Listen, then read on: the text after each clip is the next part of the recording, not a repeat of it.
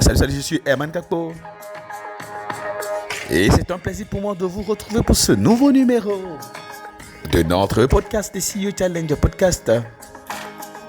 Un podcast au cours duquel nous parlons des enjeux, des défis, de direction générale. Nous réfléchissons ensemble sur ces enjeux, nous travaillons à voir qu'est-ce qu'il est possible de faire, quelles sont les règles à respecter, les principes, l'approche, la méthodologie pour finir par créer du résultat, de la performance avec et dans une entreprise du 21e siècle. Il y a des règles du jeu, il faut les maîtriser, il faut devenir un acteur majeur du jeu, du game. Et comment on devient un acteur majeur de ce game? Eh bien, c'est ce dont nous allons parler dans ce numéro 63 de votre podcast, des CEO Challenge Podcast. Comment s'aligner sur le game du business pour finir par gagner le game du business. J'ai eu l'opportunité de regarder une nouvelle docu-série, on dit, sur Netflix. Ça s'appelle Sprint. Et qui parle de comment les athlètes du track and field, comme on dit en anglais, des athlétismes, ceux qui font l'athlétisme surtout, ceux qui font les courses de vitesse, de sprint, sur le 200 mètres et sur le 100 mètres particulièrement. Et j'ai pu voir quelqu'un, il est possible de redéfinir le game, de devenir un record breaker, quelqu'un qui bat des records, ou qui croit en lui et qui pense qu'il est assez fou, qu'il lui peut changer les choses. Mais attention, lorsqu'on vient dans un environnement et qu'on se propose de changer les choses, on croit qu'on peut changer les choses. Il y a une chose fondamentale et déterminante. Il faut être sûr de ce qu'on comprenne d'abord le game. Je vois tellement de dirigeants souffrir, tout simplement parce qu'ils ne veulent pas accepter et voir les choses telles qu'elles sont. La meilleure façon de pouvoir redéfinir le jeu, la meilleure façon de pouvoir devenir maître du jeu, c'est d'abord comprendre parfaitement les règles. Et ensuite, vous pouvez discuter, ainsi vous pouvez innover. La première étape pour gagner le jeu, c'est de comprendre le jeu. Et comprendre le jeu suppose qu'on maîtrise les règles, on accepte les règles. Or, la plupart des gens s'opposent aux règles. Comme j'ai l'habitude de le dire, eh bien, les réalités de dirigeants sont des réalités de dirigeants. C'est comme des œuvres d'art, on ne les redessine pas. Je mentirais si je dis que je n'ai pas souffert personnellement trop longtemps en n'acceptant pas les réalités de dirigeants. Et les réalités de dirigeants sont des réalités de dirigeants et je ne peux pas les réinventer. Parfois, on refuse de rentrer dans le game et c'est ce qui nous fait souffrir, c'est ça qui nous fait étouffer. Devait-on le rappeler? Tout ce que vous combattez vous épuise. Tout ce que vous acceptez vous fluidifie. Lorsqu'on accepte les règles du jeu et on accepte que c'est comme ça que ça se passe, on souffre moins. On tombe en alignement et on est en alignement parfait. Comme j'ai l'habitude de dire, lorsque vous nagez, n'est-ce pas, dans le sens, dans le courant du fleuve, eh bien, vous ne dépensez pas de l'énergie. Mais quand vous nagez à contre-courant, vous dépensez énormément d'énergie et il est difficile de gagner. Pour être dans le flow, il faut accepter le game tel qu'il est dans un premier temps, comprendre le jeu tel qu'il est dans un premier temps, accepter le game tel qu'il est. Je connais beaucoup de gens qui veulent devenir directeur général et qui critiquent les dirigeants. Je connais des gens qui veulent gagner la bataille concurrentielle et se plaignent de ceux qui les battent actuellement sur le marché. Si quelqu'un arrive à te battre, demande-toi comment est-ce que, n'est-ce pas, elle arrive à le faire. J'ai regardé, je vous ai dit, une docu-série sur l'athlétisme, comment on gagne les courses. Et il y a un certain Lyles, je crois, Lyles, oui, ça s'appelle, Noah Lyles, et le gars, il est capable de faire des choses qu'on ne peut pas croire. Il y a une nouvelle sprinteuse qui a gagné le championnat du monde d'athlétisme sur le 100 mètres l'année dernière, elle s'appelle Richardson. Et Richardson, en voyant Noah gagner la demi-finale à ce championnat, il dit, mais waouh, j'ai besoin de prendre conseil chez lui. Comment est-ce qu'il fait? Lorsqu'il y a des gens qui gagnent le game, lorsqu'il y a des gens qui réussissent le game, la première des choses, au lieu de devenir un philosophe, un opposant qui dit, mais ce qu'ils font, c'est pas bon, moi je vais changer tout ça, il faut commencer par comprendre comment ils font. Et c'est ce que Richardson, la dame, qui a gagné, donc elle a été un troisième, médaillé de bronze au championnat du monde en 2023, et en regardant sur le 200 mètres, et elle a gagné la médaille d'or sur le 100 mètres, en regardant Noah Lyles, il dit, bon, tiens, waouh, il faut que je prenne conseil sur lui. Comment il arrive à le faire? Comprends le jeu. Qu'est-ce qui fait que les gens font la différence? Au lieu d'être aigris, au lieu de critiquer, demandons-nous how they do it, comment ils font pour pouvoir y arriver. Et quand on commence par se demander comment les autres font, eh bien, on entre dans le flow. Est-ce que vous voyez ce que je dis un peu? Oui, bien sûr qu'il est attendu du dirigeant de transformer les choses. Il a attendu 10 ans d'apporter des changements.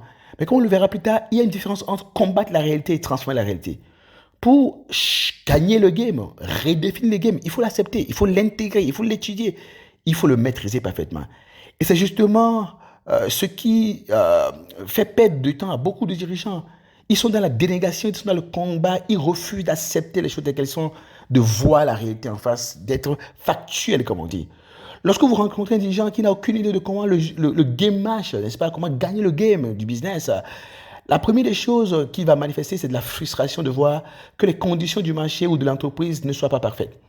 Vous allez le retrouver en train de parler du mais normalement on devait, je ne comprends pas que nous sommes au 21e siècle et non même pas, la concurrence est déloyale, notre marché est particulier, il est dominé par, etc. Donc il parle de particularités alors qu'il faut accepter les particularités. Il se plaint de la concurrence déloyale alors que c'est eux qui n'arrivent pas à comprendre comment le game marche et comment gagner le game.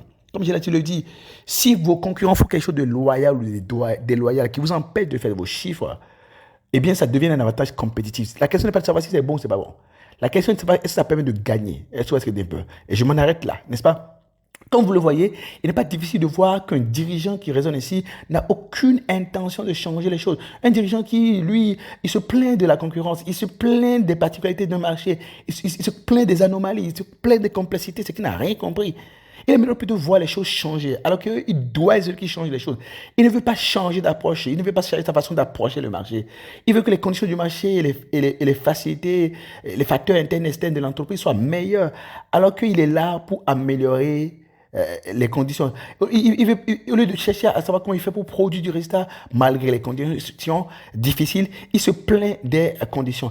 La plupart des dirigeants qui se cassent la figure, lorsqu'il faut apporter des transformations visionnaires, sont caractérisés par quelques points importants que je vais partager avec vous ici. 10 points essentiels. Premièrement, leur première caractéristique, c'est qu'ils refusent d'accepter les réalités du marché. Le marché congolais de la RDC n'est pas la même chose que le marché congolais de Brazza, c'est pas la même chose que le marché camerounais, c'est pas la même chose que le marché ivoirien, c'est pas la même chose que le marché sénégalais, c'est pas la même chose que le marché guinéen de Conakry, c'est pas la même chose que le marché malien ou encore moins le marché burkinabé. Donc quand tu changes de marché, eh bien, il y a de nouvelles réalités que tu dois intégrer. Quelle que soit la perfection avec laquelle tu as fait le business ailleurs, quand tu viens sur un nouveau marché, même si tu veux changer le game, il faut d'abord commencer par accepter les règles du jeu d'abord. Comprendre d'abord comment les choses marchent. S'aligner pour pouvoir comprendre et dominer, maîtriser. La deuxième chose qui caractérise les dirigeants qui ont du mal, c'est l'impatience lorsqu'il faut comprendre et cerner le marché. Ils veulent vite se comprendre le marché et ils commettent des erreurs de débutants et puis ils se cassent la figure comme vous le savez. Et quand c'est comme ça, ils sont découragés, ils se plaignent après du marché, ils expliquent le fait qu'ils n'arrivent pas à produire du résultat par les conditions du marché. Mais quand on est sur le même marché et que certaines personnes tirent leur épingle du jeu, font 20% de croissance, 30% de croissance, 40% de croissance, et vous avez du mal à faire 15% de croissance, vous devez vous poser la question de savoir où est-ce que j'en suis, où est-ce que je suis, pendant que les autres font des performances extraordinaires. L'autre caractéristique majeure, c'est l'effort vanité pour appliquer ce dont ils sont convaincus. On ne fait pas ce marché ce dont on est convaincu. On fait ce qui marche. Et donc, du coup, même si vous pensez une façon dont il faut faire les choses et que ça ne marche pas, vous devez tout faire pour la faire marcher. Si ça ne marche pas, comme on dit chez les Américains, if it ain't work, fix it. Donc, si ça ne marche pas, il faut changer d'approche. C'est le marché qui vous dira de quoi il faut être convaincu ou pas. Ce n'est pas de vos convictions. La quatrième caractéristique des dirigeants qui ont du mal à maîtriser le game, pour pouvoir être en mesure de changer le game, c'est ceux qui sont dans les évidences managériales intellectuelles. Ils sont très, très sûrs d'eux-mêmes. Et cela leur fait croire, n'est-ce pas, que ce qu'ils comprennent est simple pour les autres. Ils ne cherchent pas à fluidifier les choses, ils ne cherchent pas à faciliter le game aux autres. Ils pensent que les choses sont évidentes pour les autres. Ils tombent également dans ce qu'on appelle l'arrogance intellectuelle et la certitude managériale. Toutes choses qui les empêchent de regarder de près les optimisations et adaptations nécessaires pour s'aligner afin d'exceller. Je répète, comprendre les adaptations et les optimisations nécessaires pour s'aligner afin d'exceller. Quand on ne s'aligne pas, on a du mal à exceller. Ils veulent que les gens les écoutent et les suivent alors qu'ils ne veulent pas écouter et suivre. Comme le disait John Maxwell, follow people and they will follow you. Sur le marché te suivra. Va d'abord vers le marché et ensuite elle te comprendra. Et quand tu vas dire au marché ce qu'elle veut et que tu l'as apprivoisé, tu l'as compris, tu pourras l'orienter vers ce que tu veux. Est-ce que vous voyez ce qu'elle veut? Donc c'est comme ça qu'on devient un game changer. Les gens qui ont du mal, ils se prennent pour le Messie et les autres pour des cons.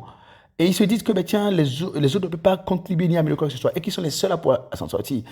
Et quand tu vois les choses ainsi, il y a certaines personnes qui voient des choses que tu ne vois pas. Comme on dit, on apprend toujours de plus petit que soi, on apprend toujours de moins expérimenté, de moins intelligent que soi.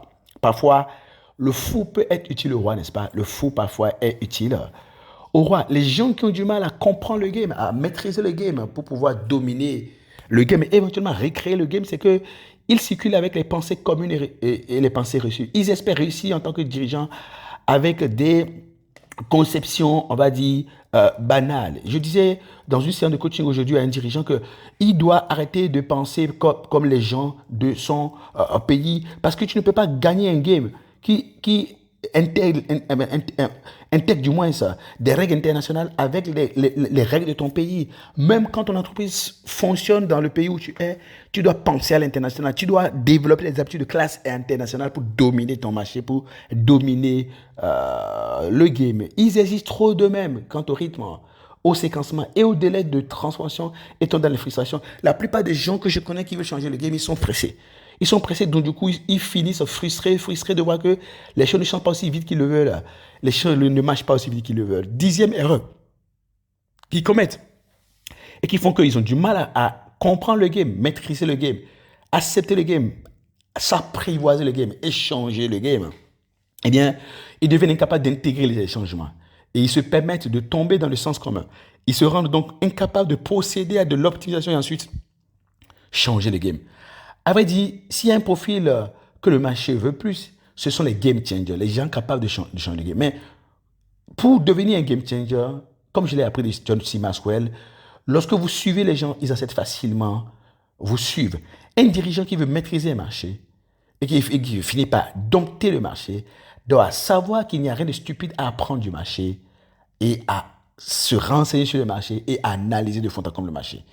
S'il veut devenir un game changer, il doit se demander quelle est la façon dont la plupart des gens approchent le marché et qui fait qu'ils ont du mal à s'en sortir. Il doit se demander ce que tout le monde court pour faire, alors qu'il y a des choses simples à faire pour finir par tirer le meilleur parti du marché. Il doit se demander ce en quoi consiste la force de son organisation, sur quoi il doit jouer plutôt que de se plaindre des faiblesses internes à l'organisation. On parle des forces pour pouvoir corriger. On parle du bien pour aller au mieux. N'est-ce pas que meilleur est le superlatif, n'est-ce pas, de mieux, et que mieux est le plus de bien, n'est-ce pas? Donc, en effet, le game changer part de celui qui s'arrête sur le fait que les résultats sont impossibles dans les conditions actuelles, à celui qui s'oblige à rendre les résultats possibles et à trouver la meilleure façon d'y arriver. Alors, quelques questions à traiter pour devenir un vrai game changer, pour comprendre la réalité. Alors, quelles sont les réalités du business et de dirigeants que vous refusez d'accepter? Qu'est-ce que vous devez accepter et intégrer pour mieux cerner, approcher, apprivoiser et dompter votre marché? Quelles sont les frustrations qui vous empêchent d'être en mode let it go, c'est-à-dire laisser couler, d'être en mode let it be, et vous concentrer sur ce sur quoi vous devez, ce que vous faites, du moins ça, et ce que vous pouvez changer afin de prendre progressivement le contrôle du game. Demandez-vous dès aujourd'hui, commencez par vous challenger et demandez-vous, eh bien, comment est-ce que je dois procéder? Quel est l'état d'esprit que je dois développer pour passer de comment j'aimerais que les choses soient faites et doivent être et qui me frustre à comment les choses sont et qu'est-ce que je dois faire pour redéfinir le jeu. Et c'est ainsi que vous allez devenir progressivement un game changer. Oui, vous pouvez changer la donne sur votre marché, mais il faut d'abord comprendre le marché, n'est-ce pas? Il faut d'abord maîtriser le marché, maîtriser les règles du marché, et puis c'est ce qui vous permettra de faire la différence. Allez, moi j'étais très heureux d'avoir été avec vous aujourd'hui. On se retrouve demain pour un nouveau numéro de votre podcast ici au Challenge. Allez, comme vous le savez maintenant, nous sommes en train d'avoir lancé une nouvelle cohorte de dirigeants. Nous avons lancé un nouvel appel pour avoir des dirigeants qui veulent se faire coacher, des membres de comité de direction qui veulent devenir des dirigeants, des DG et DGA, et les DG et DGA qui veulent se faire accompagner pour réussir leur challenge de dirigeants, pour relever le défi des dirigeants. Nous sommes là à votre disposition. Et si vous n'avez pas encore reçu le mail en la matière, attendez le mail de tout à l'heure. On vous donnera des détails sur comment on se fait accompagner pour devenir un dirigeant performant du 21e siècle. Rappelez-vous, faites de vous le dirigeant le plus désiré par les actionnaires, le conseil d'administration. C'est ça notre mission à HNC Executive Education et on sera très heureux de pouvoir vous accompagner. Allez, on se retrouve demain pour un nouveau numéro de votre podcast, de CEO Challenge Podcast. Bonne journée et à ciao.